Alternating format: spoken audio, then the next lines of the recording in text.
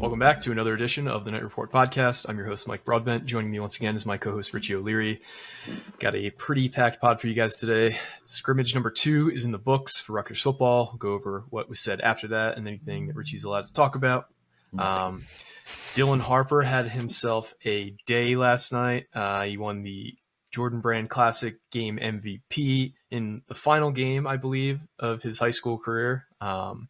We also have some intel on a big man target for Rutgers in the transfer portal for hoops. We'll get into all that and more, but first, our presenting sponsor is Night and Day Apparel, calling all Rutgers students, alumni, and fans. Are you looking for new and unique Rutgers merchandise? Night and Day Apparel has you covered, from t-shirts to hoodies, drinkware to pet accessories. They have everything you need as a fan. Be sure to check them out at this year's Rutgers Day. They're going to be on College Farm Road from 10 a.m. to 4 p.m. That's this Saturday, April 27th, before the spring game. They'll be there with special promotions and discounts. Be sure to check out all the links also today in today's podcast description to stay on top of everything Night and Day, including new merch drops and promotional announcements. Shop now and keep chopping. Real quick, before we go any further, shoot. I just noticed this on their website. At the Rutgers Day event from 12 to 1, you can purchase it right now, $15, tickets online, or you can buy it in person. You get to meet and you get an autograph and a picture with Antonia Bates. I think I pronounced that correctly. The women's basketball player, and Jeremiah Williams. So $15, and you get both autographs, pictures with both. I mean, hey, hear me out. College Farm Road at the Night and Day booth, and it's also presented by Night Society, so they get a little chunk of it too. So you help everyone out. You get some NIL, you get some photographs, some autographs. There you go. Some great gear. Can't think of a better mashup than that. So definitely check them out. So, like I said at the top, scrimmage number 2 is in the books. That was this past Saturday. Rutgers, from what Greg Schiano was saying, looks, I think he said specifically, it looks like they're actually playing football now. Last year, he felt like they were just running plays, and now they're actually like playing the game of football. It sounds like the team is well ahead of at any point they were in Schiano's 2.0 era this spring. So the positive vibes continue to build. What are you hearing about how the scrimmage went and how this team is kind of situated leading up to the spring game this Saturday? Yeah, I mean, everyone's questions are going to be about the quarterback. I know people are already on social media on the message board saying like, oh, we're really going to get the feel out the quarterback position on Saturday. Probably not. It's going to rain. It sounds like. Knock on wood. Hopefully it doesn't. But yeah, it's been back and forth. Right now it looks like it's not going to rain. So all right, well, even better. But still, they're not going to reveal their hands. They're not going to do anything crazy. And mind you, Saturday is not going to be a deciding factor in the quarterback thing at all. This is about showing off the team, getting some momentum built for the season. So you'll see some big play attempts and stuff like that, but you're going to see a Johnny Shepard 50-yard bomb. You're not going to see – you might see an Athan or like a Gavin 50-yard chuck, but regardless, Greg sounded pretty enthusiastic about the quarterback position. There was some good, there was some bad, but he also sounded like it's starting to take shape, I think was the wording he used. Definitely made some mistakes. He did actually go out of his way to say that there was 2 interceptions. There were some really good completions. He said there's a lot to learn still, but starting to take shape is a good sign. I know Craig asked a question about how he feels about this year versus last year's spring practices, and he said, like you mentioned before, they actually look like a football team for a change. I shouldn't say for a change, but it looks like a lot better. And I've been pretty adamant about this. This is one of the better scrimmages I've seen in a better couple of scrimmages we've seen since Schiano's returned. I think this team actually looks really good. Now, I might be jumping the gun a little bit by saying 10 wins, but that's not my official prediction, just to throw it out there. But I do think they're going to have a really good season. I think 8 wins is very possible. I think more is very possible too. It's a lot to go still. And it's also tough too because, as Greg mentioned, a lot of these guys on the defense aren't playing right now. Of course, Longer Beam's out, but some of the veterans are just taking it easy. They're not going to throw them out there because when you lose cornerback 1 and running back 1 for the spring, it's kind of like, okay, hold up. Let's wait a sec. So, yeah, they're taking it easy. But overall, team looks good. Offense looks good. Some young guys are starting to shine. Benjamin Black, KJ Duff. So, exciting year on offense for Rutgers, it seems like. Yeah, I think this collection of pass catchers, like you alluded to, is probably the best that Schiano's had I mean, like obviously it's the best he's had in the 2.0 era, but it might be the best that Rutgers has had in over a decade. When you think of the top guys, there's 3 seniors that are going to be leading the way, and long time Rutgers pass catcher Christian Dremel, the new guys in Nassim Brantley and Daimir Miller, and then you got these young guys. It sounds like Benjamin Black and KJ Duff. He calls him it's KJ, right? He likes to be called by KJ. Yeah, he wants to go by KJ. It's technically Okay. Corey Duff Jr., but KJ, Corey Duff. And, Got it. So KJ Duff and Benjamin Black sound like they are making a big impression on this team early on, and that's something that Schiano has mentioned. So it's allowed to be discussed. But what do you see as like the ceiling for these pass catchers this year? It's going to be interesting because last year you used a lot of Christian Dremel. I still think you'll see a lot of him. I think he'll be even more open because now the outside threats are there. Daimir Miller is coming in as the FCS leading receiver. And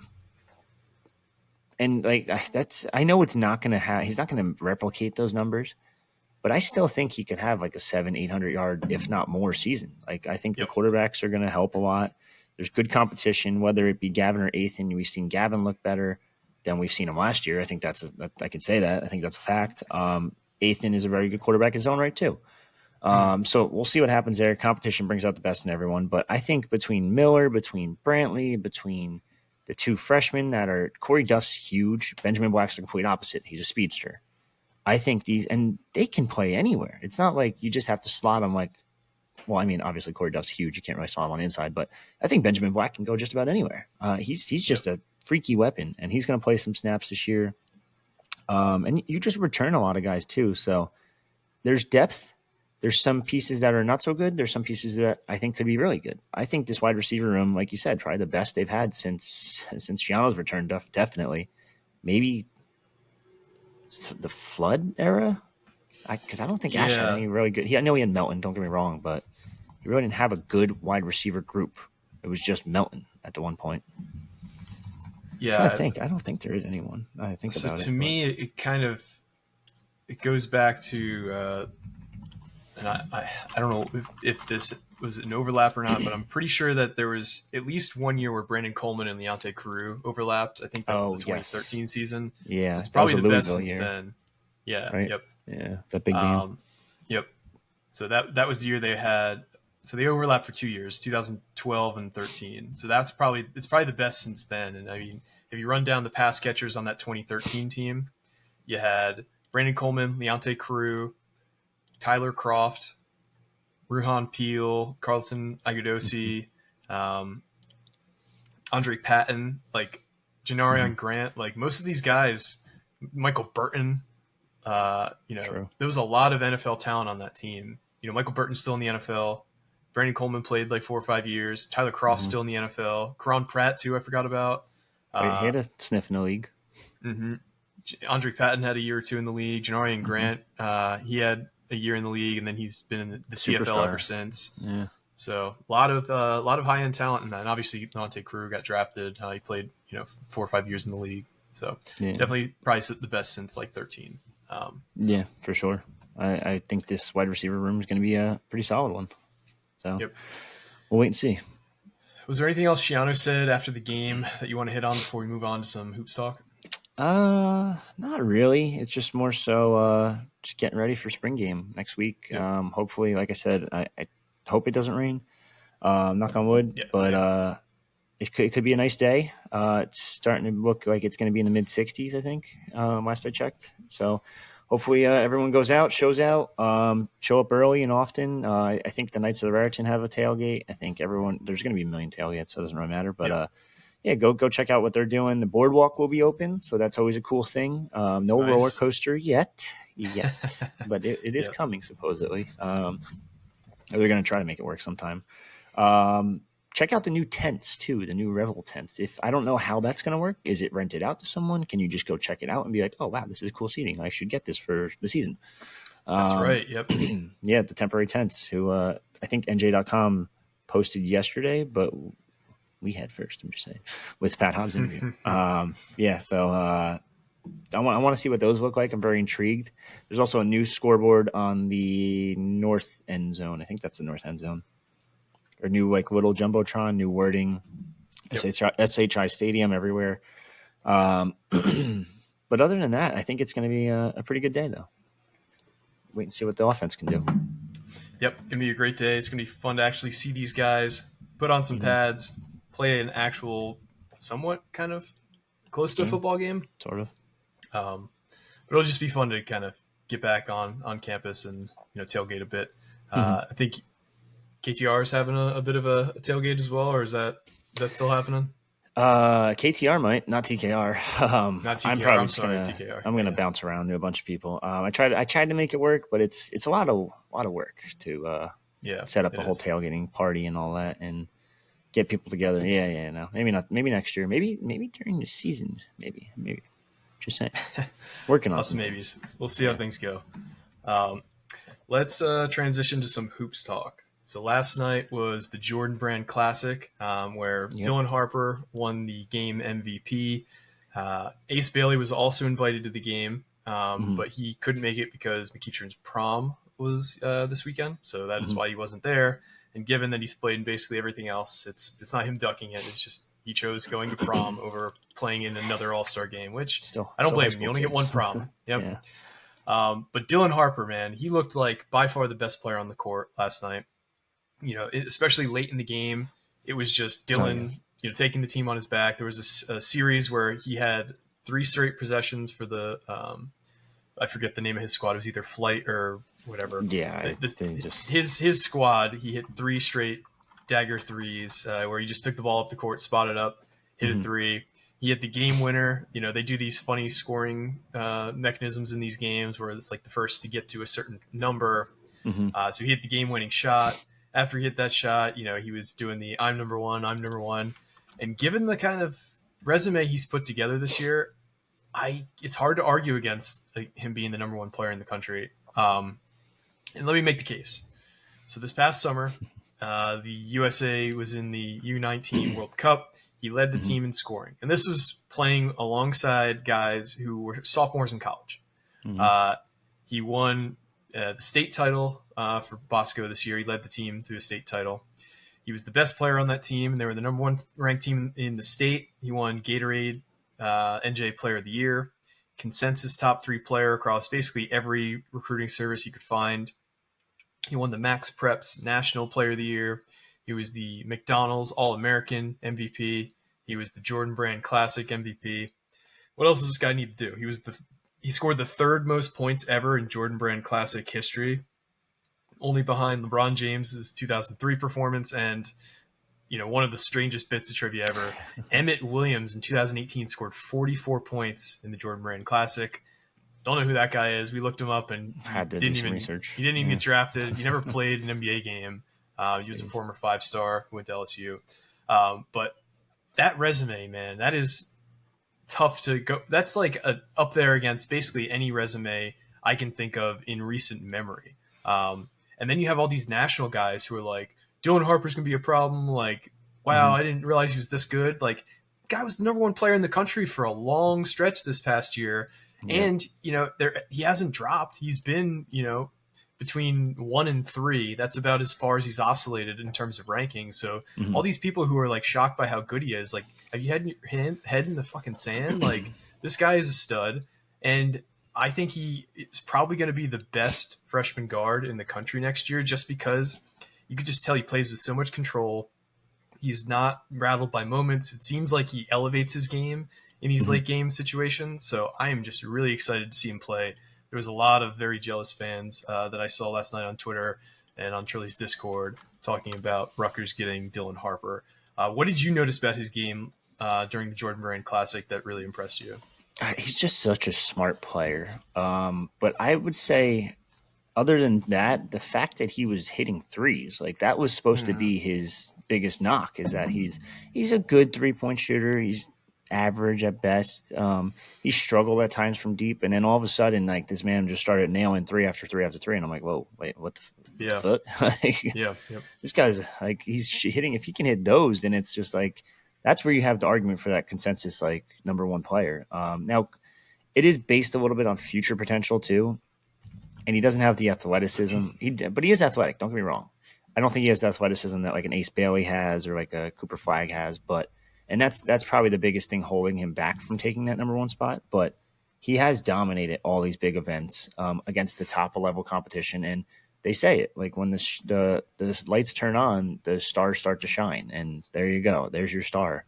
Yep. We all keep talking about Ace Bailey and how he's going to dominate the Big Ten next year. In reality, Dylan might be averaging more points than him. Will Ace have more 30-point games, or maybe I'm exaggerating on that a little bit too, but will Ace have more like big time games? Probably, if I had to guess. I think Ace is going to take more shots. I think there's games where Ace will get 10. There's games where Ace will get 25. I think Dylan's a consistent 16 to 17, and he's going to get that for you no matter what, whether it be 3-point shooting, whether it be driving to the bucket, free throw shooting too, which is phenomenal. So he just does a little bit of everything, and he's so smart with the ball. I know people are trying to put their depth charts together for Rutgers, and they're like, all right, Jeremiah at the 1, Dylan at the 2. I'm like, nope, flip. Dylan at the 1. I want Dylan having the ball in his hands 24/7 if I can. He's just such a smart player with the ball. He might be 6'6", but he moves so much better than that. And he's just so smart in transition or this and that. He just knows where to place the ball, where to put it so these other guys can succeed. And he doesn't mind doing that either. He's so unselfish. But if he needs to get buckets, he'll go get 30 and 8 real quick. And that's the other rebound, the rebounding too. He rebounds exceptionally well for a guard. Yep. So everyone that's concerned about potentially putting Ace at the 4, where's the rebounding going to come from? Dylan Harper's going to grab a bunch. Ace is going to grab some. Whoever your 3-man is, Dirk Hack's been a pretty good rebounder. Or you flip-flop. You put Martini at the 4, whatever. Martini's a decent rebounder. Like you got so many options on this team next year, and they're not even done building. Like, this team is going to be that's the really scary part of this. Like there is a lot of optimism from inside the facility right now for Rutgers hoops about how talented this next year's squad's going to be. Mm-hmm. And I don't think we're ready for it because not only I feel like we've kind of gotten so caught up with who we're getting in the portal that we're overlooking how good Dylan and Ace are going to be. Like these are guys that I've said it elsewhere, but I'll say it here. They would start on any team in the country next year. We have 2 guys who put them on Kansas, put them on Kentucky, put them on UConn. Dylan Harper's starting for UConn. Ace Bailey's starting for UConn. Doesn't matter. They're the 2-time national champs. He's starting. They're both starting there. They're both starting at whatever program in the country you throw them on. They're that level of talent. So we have not kind of gotten around how good these 2 guys are because we're too caught up in like, who are we adding around here? Who are we adding around there? Anybody we're adding in the portal right now are supplemental players to make Ace and Dylan be able to shine the brightest that they possibly can. Like we need a big man, and we'll get into a guy that Rutgers is showing a lot of interest in that basically can be like a rim runner and a rim protector. They don't need a guy who can step out and shoot. You know, Danny Wolf would be a great pickup, but they don't need an offensive talent like that. They just need a guy who can anchor a defense the same way Cliff did. And they need a guy who can hit an open shot if, you have a drive, you have like, because Jeremiah is a great slasher. Dylan's an, elite level, facilitator. Just a guy who can like catch and shoot, hit it from the corner, like reliably when you get an open shot, because you're going to get open looks. Everybody's going to get open looks next year. Yep. It's going to be a fun team. And you talk about how good of a shooter Dylan is. Ace, while he is streaky, if you look at his numbers from this past year, he's an excellent shooter. I forget where I saw this, but somebody posted his stat line from this past year at McEachern. He shot 89% from the line on the year and 43% from 3. Now he goes into these all-star games and he just tries to, take some circus shots on occasion, but he hits a lot of them. You don't want to take that out of his game because that's a big part of what makes him special. But he's going to have those streaky games. Like you said, he's going to score 35 probably some point next year, but he's also going to have some games where he scores 7 and he shoots, 2 of 10 from the field. Like that's just who he is. And he's still, if you watch him play, he's got these long levers, he's got long legs, long arms, but he's not, he doesn't have a ton of muscle on his frame yet. He'll develop that, especially when you compare it to like Dylan. I don't know if you've noticed this too, but throughout this season, Dylan has like shed a lot of baby fat. Like he looks like borderline, like I wouldn't say shredded, but he looks a lot more, I don't know, for lack of a better term, like manly than he did at the start of the high school season. Like he is he's really developing into his body. So that's going to be he's going to be a problem next year. Yeah. But when we're talking about guys to add around Ace and Dylan, obviously you had a guy in Jadon Jones this past week who was on campus. From everything we've heard, he had a great time, but he's scheduled a couple more visits. What are you hearing about Jadon Jones in terms of how things went with Rutgers and where else he might be visiting before he makes a decision? Yeah, so Rutgers is pretty confident. They did really well on the visit. Sounds like he really liked things. We learned a little more, and you can give a shout out to Fonseca on this one for his article, talking with Jones afterwards. But he basically said Mike Larkin just kind of reached out, and it just kind of developed from there. So Larkin is like their go-to kind of unofficial recruiting director of recruiting. I think he's actually got the title assistant coach. But it's one of those that can't travel, has to stay on campus because you can only have 3 travel. But yeah, regardless, sounds like his visit went really well. He knows what his role would be. They kind of described it to him. It sounds like more of like a 6-man type role where he could even start at times based on lineups and schemes and whoever they're facing. Like you're going against a 3-guard lineup, I think he could be your 3rd guard. It brings a shooting factor that no one on this team really has. Now, mind you, you did just say Ace shot, 40-something from 3 this year? 43% from 3. Yeah, he could technically hit the same amount. But I think Jadon Jones is more of a spot up, like I'm just going to pull, and that's your lethal weapon from deep. Combine that with Dylan Harper, who could drive, Ace, who could drive, Jeremiah Williams, who could drive, and a big man. I think it's perfect, kind of. Yeah. They need a shooter. They really want a shooter, and it makes a lot of sense to add a guy like that. But he is going to visit. He's talking with Butler. We reported that on the message board the other day. He's talking about getting a visit there. He hasn't scheduled anything yet, so that's the big part before I say the other school too. He hasn't scheduled a single visit yet, but between Butler and Oklahoma, he's looking at those 2 pretty heavily. I know Oklahoma is trying to sell him in a similar role, be that 6-man scoring guard for them. I don't know what Butler's depth chart looks like. It could be the same thing for all I know, but 3 very different locations, mind you, also for a kid that's been in California his entire life. And coast to coast, I mean, is Jersey California? No, but I can see the similarities. I can't see a similarity between California and Oklahoma, personally, Sure. Yeah. But yeah, so I still think Rutgers has a good shot, but if he's going to take other visits, that's where things start to basically tell me it could go elsewhere. It means he's not confident enough to commit. Because if you're confident enough to commit, like you just do it. Like that's it, simple, done. Yeah, yep. So and we'll wait and see what happens. He's got to do his due diligence. He's got 1 year of eligibility left, obviously, and who knows what. A lot of these guys, it's like, what are you trying to get out of your final year? Are you trying to maximize your NIL? Are you trying to win a championship? Are you trying to? Because if you look at Cam Spencer last year, he entered the portal because he knew he could make a lot of money, but he ultimately didn't choose the biggest bag. He chose a situation where he could win a title, and that ended up working out for him. But there's plenty of guys who purely go for the money, and typically they're not the happiest after they make that decision. That's true too. So it's all about what are these guys looking for? Because in my opinion, enjoying your last year of college while also making some money is probably the best cross section. And some guys, they view it purely as a decision or business decision. I'm sorry. So there's not really a wrong way to approach it, but there's probably a better way from a happiness standpoint to approach it. So supposedly he's visiting Oklahoma this weekend, and Butler had a Zoom call with him this weekend as well. So Interesting. No Butler visit yet, but keep an eye on it. Interesting. So we've been kind of scouring our sources for updates on where the big man hunt is going, or the big man search is going for Rutgers. You might have snagged a strong lead last night about one of the guys Rutgers is targeting. And I say all this with a grain of salt that it sounds like Rutgers is not in the pole position here. I just want to preface everything we say right now saying that Rutgers is not in the lead, but Rutgers is pushing for this guy. This is Felix Okpara. This was the former Ohio State big man. He entered the portal after Ohio State landed Aaron Bradshaw in the portal.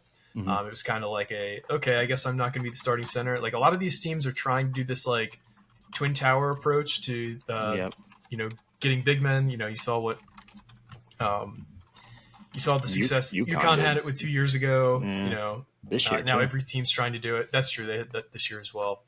But Felix Okpara, if you look at his stats, they don't like jump out at you. I think he averaged like 6.6 points per game this past year, like 6.7 rebounds a game. He had 2.4 blocks a game. He's an elite rim protector. He's also a young guy. He's got 2 years of eligibility left.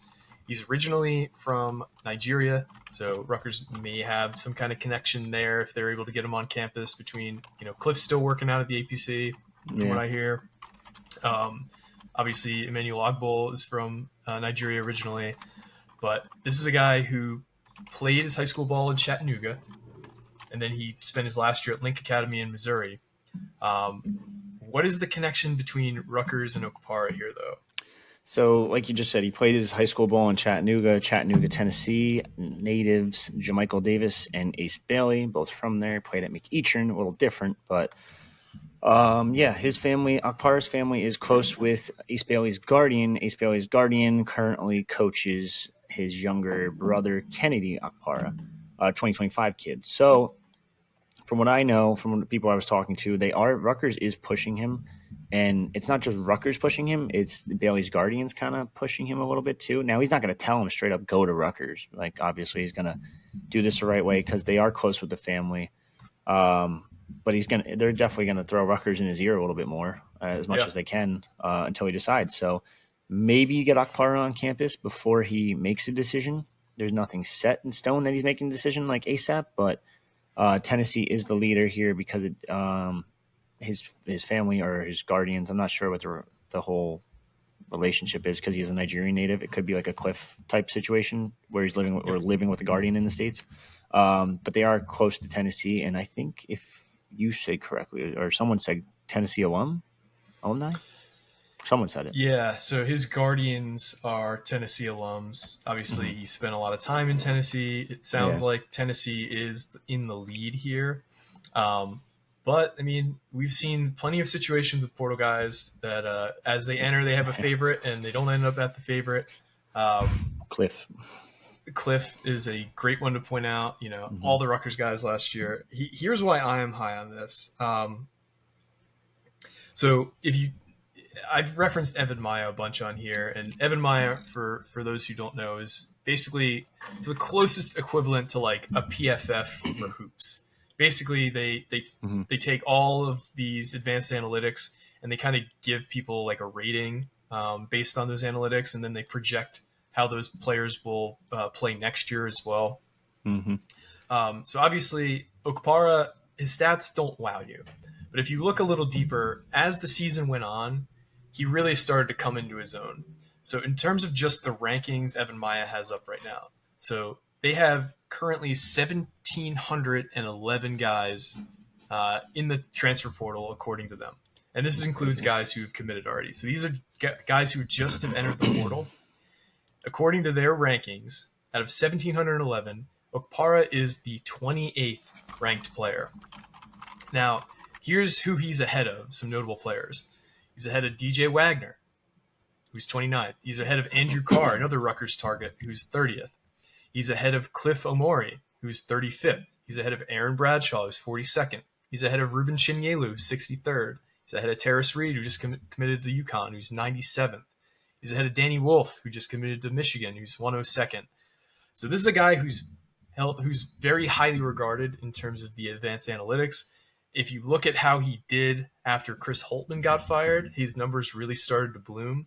So in that stretch where Ohio State kind of finished the season red hot, in those final 9 games where Ohio State was 7-2, including a loss in the NIT, he averaged 25 minutes a game. He started all 9 games. He shot over 60% from the field.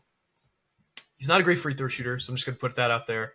But he averaged 6.9 rebounds a game, 2.4 blocks a game. He only had 2.7 fouls a game, 8.6 points per game. He had multiple blocks in 8 of his last 9 games. He had double digits in 5 of his last 9, including a career high in the NIT versus Cornell, where he scored 16. He had double digits in every game in the NIT. If you look at just kind of his what is he, a better defender or better offensive player? He's a better defender by far. Obviously, referencing the 2.4 blocks a game is pretty awesome. But offensively, he's shown he's pretty advanced as well. In terms of his offensive rating, so 100 is average, and every 10 points you go up is one standard deviation. As a freshman, he had a 119 offensive rating. This past year, he had a 114. If you just compare that to Cliff the last 2 years, Cliff had a 103 or a 104 rating both years. The numbers around the shooting charts are very similar to Cliff though. So Okpara was 88% on dunks this year, where Cliff was 82%.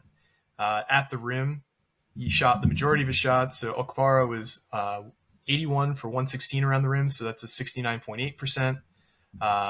Cliff was 102 of 155, which was 65.8.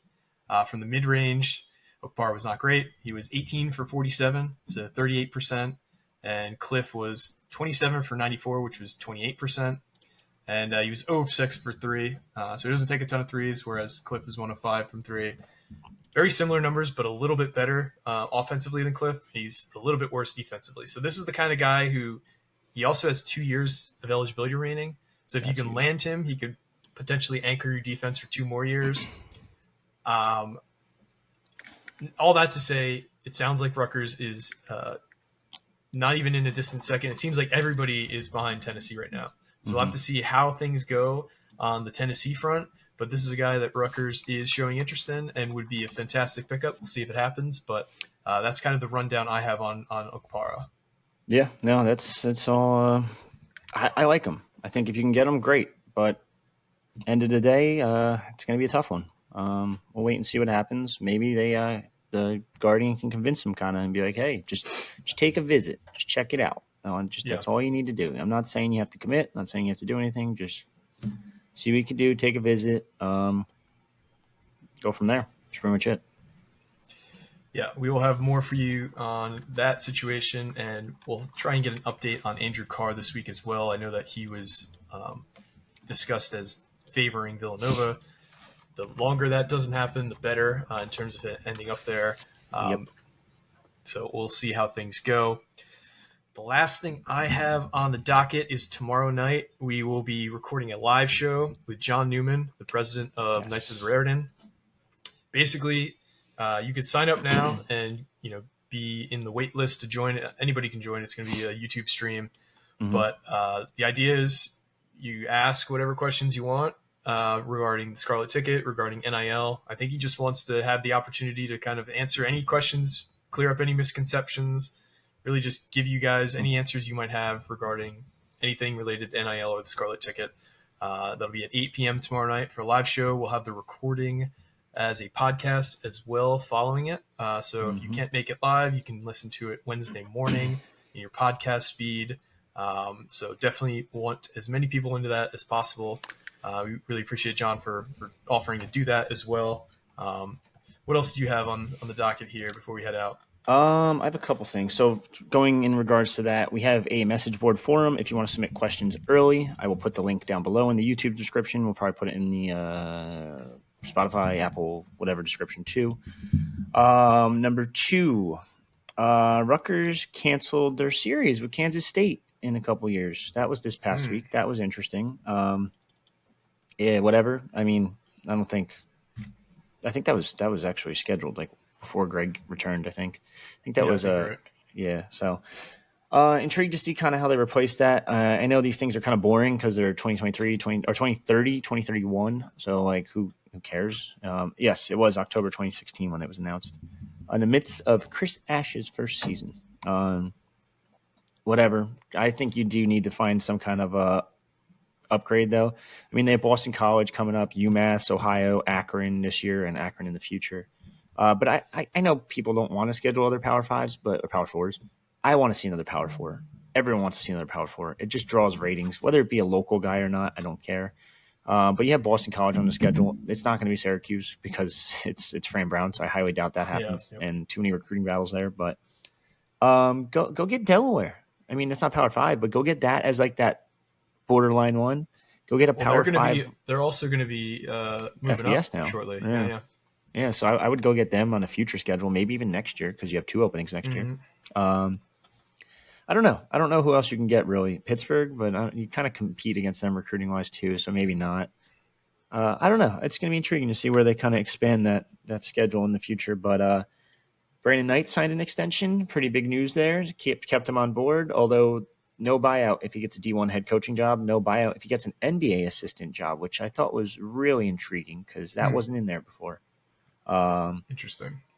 Last but not least, this article came out this morning, and Rutgers potentially could be looking for a new president again.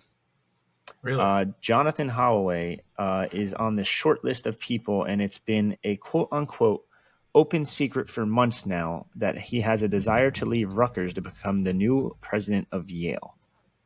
Oh, boy. Makes sense for the most part because he was a professor, I believe, at Yale, if I'm reading this correctly. He joined the university as a faculty member before becoming a full professor. Oh, yeah, okay. He 4 years after receiving his grad degree in history from Yale in 1995, Holloway joined the university as a full-time professor in 2004, became the second Black person to become head of Calhoun. I don't really know. Oh, the head of Calhoun, now Grace Hopper College, and was chair of the African American Studies Department in 2014. He became the first Black dean of Yale College. In 2017, he stepped down to become the provost, if I got that right, at Northwestern before becoming the president of Rutgers in 2020. So Rutgers might be looking for a new president again. So I thought he kind of checked all the boxes: academics, athletics, loved athletics. Now you got to kind of go find someone else. It sounds like more than likely. We'll see if that happens, but apparently it's been a very open, kept secret that no one's really talked about until now. Can't be an open secret if you didn't talk about it till the Yale president left. Yeah. I mean, that would be interesting to say the least. Holloway has certainly been an advocate for athletics in his time as president. I mean, as a former student athlete, I think he was a football player at Stanford. It was nice to kind of have a person in the seat who understood the importance of athletics along with academics at a university in terms of the student experience.